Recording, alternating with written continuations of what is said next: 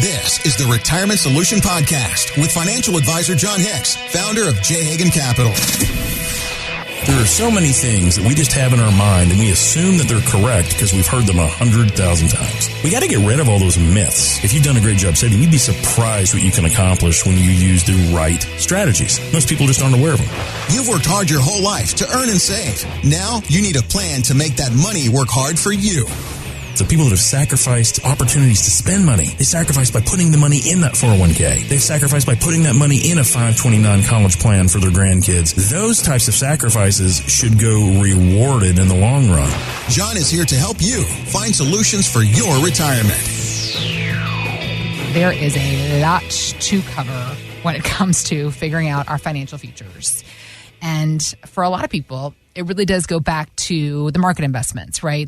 I feel like when it comes to saving, everybody says start saving and then you diversify. Forever and ever, I was taught diversifying means you have lots of different kinds of stocks. You've got your Home Depot, your Johnson & Johnson, your Coca-Cola, your Apple. Well, then we enter into the 21st century and we are living in the tech sector of the world, right? That's just what everybody's invested in year after year for the last 10 years. However, what we have seen in the last 18 months or so is the slowdown around that tech sector that is really wreaking havoc on our investments, on the economy, and it's even going all the way back to these companies cutting back on their biggest expenses, which is, of course, the people that they employ. I mean, John, you've seen some of these layoff numbers that have been coming out of California lately, haven't you? You know, it's kind of nuts. And I was just quiet there for a second because I was looking at the type of employers that we have here. Yeah. But guys, if you look at some of these statistics that have come out lately, and remember, we've been told or not told by the administration that we've been in a recession for a while. Mm-hmm. But if you look at some of these numbers here recently, just recently, Microsoft is going to lay off 10,000 workers. Mm-hmm. Google is going to lay off 12,000 workers. Amazon, 18,000 employees. Amazon's laying off. Mm-hmm. Facebook / Meta, what do you ever want to call it?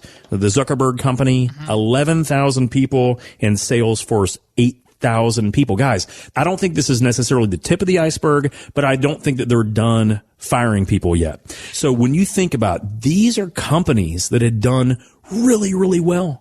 They did unbelievably well. Not just well, but for a long time. It was what do you do when you want to start investing? Well, buy yourself some Apple, buy some Micro, right? Like that's what we've done for the past 20 years. And that's what they've told us. But this is two major things to understand here. Number one, this is what happens with any market cycle, right? It goes up until it doesn't. And what goes up must come down. And so we see this situation where these companies, I'm not saying they're going to stay down for a long period of time. I have no idea. But I do know that their numbers are not working out with that many employees. And let's put things in perspective. So if you look at how many Ford employees are in the Louisville area, 12,000. So basically, Google is laying off as many employees as Ford has in the entire Kentucky area. Guys, that's a huge number. If you look at UPS has about, at least per the number I found, about 24,000 employees. Mm-hmm. So when you look at Google and Amazon, they're laying off 30,000. That's more than every UPS person that works in this area, and we're a UPS hub facility area. So guys, when you look at that, is that a big number of layoffs? Of course. And it comes down to one simple thing. Market cycles. What goes up must come down. And although they have done well up until now, or at least the past 10 years, the question is, are they going to keep doing well going forward? Now, in my personal opinion, I think all these companies have a lot that they can do, not just for themselves, but to enhance our lives. And they have tons of money available, but they're going through a cycle. Now, how long could this cycle last? Well, here's my fear. My cycle fear is that what happens if Microsoft and Google and Amazon and all these companies, what if it takes them about 4 or 5 or 6 years to figure things out to start moving up again? Mm-hmm. Let's compare that to when we think we might want to retire, or if we're already retired. If we owned any of these companies, and by the way, you would own all of these companies if you owned an S&P 500 fund. Mm-hmm. So if you just owned a mutual fund that invested in the S&P 500 or the NASDAQ, you own the majority of these companies. Now, what happens if it takes them 3 or 4 or 5 years to get their footing? How on earth do we have enough money to give ourselves income in retirement if it takes them that long to figure it out? And I had a guy that asked me the other week, and so Heather, it reminds me of a story. Mm-hmm. So I had a gentleman that came in and he said, John, I feel like I've done a really good job, but I'm at the point to where I've just retired. I've retired in the last 9 months. And I'm at a point to where I just don't know if I have the resources necessary to stay retired. And I was just very honest. I'm like, hey, I'm flattered that you would give us a thought, but let's talk about that. How do you mean? You've done a great job. And by the way, he and his wife had amassed almost $3 million, $2.8 million. Wow. And he is saying, I don't know if I have enough to stay retired. Please. Well, and his point was, I have money, but I don't know if I have the faculties. I don't know if I have the resources. I don't know if I understand the things that I need to know so that I don't squander this. Yeah. And I asked him, I was like, great observation. I'm glad you did that, but why did you do it? He said, because in the past year, I've lost $1 million. I'm down about 23% over the last year. I used to have almost 4 million, and now I have a little less than 3 million. And he goes, and I've realized is that most of his upswing, ladies and gentlemen, was because of the S&P 500 and companies exactly like Microsoft, Google, Amazon, Facebook, Salesforce, Apple. And his question was, I don't know where they are in the market cycle. And I thought, what an epiphany. This gentleman realized he's got tons of money.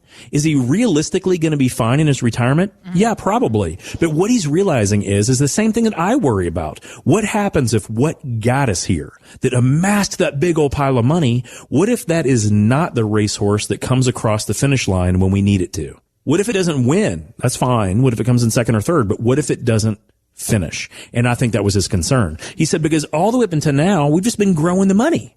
But now, John, we do want to travel. We want to have a lake house. We want to give money to our grandkids. We want to give money to our church. And all of these are expenditures that we used to do with income. And now we've retired. We don't have the income. How can we turn this $2.8 million into an income that no matter how long we live, because I think they were 60, don't quote me exactly, 66 to 68 years old. Okay. Somewhere in that range. Yep. Their whole point was we will probably last, at least one of us will last at least till we're 91 or 92. Yeah. We need this money to last for nearly 30 years. And what we've realized is we've lost nearly 22% in 1 year. We're very uncomfortable. Sure. And ladies and gentlemen, this is the biggest difference. So let's assume that what got us to this point may not be the most attractive way to hold on to the money and derive an income stream. This is one of the most important parts about where we are in our lives. I agree with this gentleman. He didn't need necessarily my firm or any firm to help him grow this pile of money. But it is very common that if you've done a great job amassing money, how you distribute it is very, very, very different. It's a different version of economics. It's called distribution economics. Right. Having the money last is like being a pension fund manager.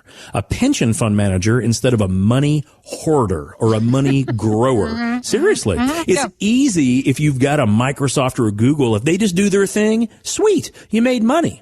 But what happens if they don't do their thing? Or what happens if they do lay off 22,000 people, but they do it again and they do it again and they don't have enough people to keep growing? Yeah. How do you derive your money? And this is where it takes someone that understands distribution economics. So in our firm, this is literally what I specifically focus on. Okay. I specifically went back to Cornell University in Ithaca, New York to do one thing and one thing alone, to understand financial management when it came to how do we pick at that big old pile of money so that it never runs out. And not only that, how can we be efficient when it comes to taxation so that we keep that money, not Uncle Sam?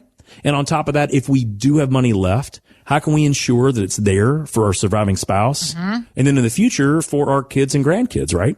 And those are very different things that most of us has done because we were never trained as pension fund managers. Right. Maybe we were great stewards of growing the money. We could actually spot those great opportunities. Maybe you're like the Jim Cramer of the retirement world where, man, I think that Amazon's going to be good, or I think that Tesla is going to be awesome, or I think that Google or Apple or any of these companies, they're going to do good. The question is, though, when they mature, when that market cycle changes, which is where I think we are right now, how do you make sure the money lasts in income without being dinged by Uncle Sam, without being dinged by that market cycle, without being dinged by all of the things that we don't know? And guys, this is where I think that most of us can use a second opinion. So this couple that came in, we showed them exactly our thought process. We want to keep the majority of those awesome investments that are taxable in the same spot because we do not want to change their taxable issues. But there is so many dollars that they were not using to provide an income that we can not only do tax efficiently over time, Heather, we can maneuver this money to create a tax-free income stream that for this couple, we figure is going to save them a little over $600,000 in retirement simply by understanding the distribution rules and how to do what we call bracket management. Managing your tax bracket so that we can distribute that money so that you can enjoy it, you can spend it, or you can gift it to the next generation. It won't go to Uncle Sam, at least based on the current tax laws. So if you want that second opinion on how do you go from, yes, doing an awesome job, being the captain and the steward of your finances, to understanding how do you get the second opinion to find out if you're at the right spot in this phase of life, that's what we're here for today. Thanks for listening to the Retirement Solution Podcast with John Hicks. Begin the conversation about your savings plan with John and the team at J. Hagan Capital by visiting retirementsolutionradio.com. Be sure to listen to John's radio show, The Retirement Solution, Saturdays at 8 a.m. and Sundays at 9 a.m. on News Radio 840 WHAS. J. Hagan Capital Inc. is not licensed in all 50 states. To find out if J. Hagan Capital Inc. is licensed in your state, please call 502-690-5635. J. Hagan Capital Inc. is not affiliated with nor endorsed by the Social Security Administration or any other government agency. It does not provide legal or tax advice. Annuity guarantees rely solely on the financial strength and claims paying ability of the issuing insurance company. By contacting us, you may be provided with information about insurance and annuity products offered through Jonathan Hicks, insurance license number 548962.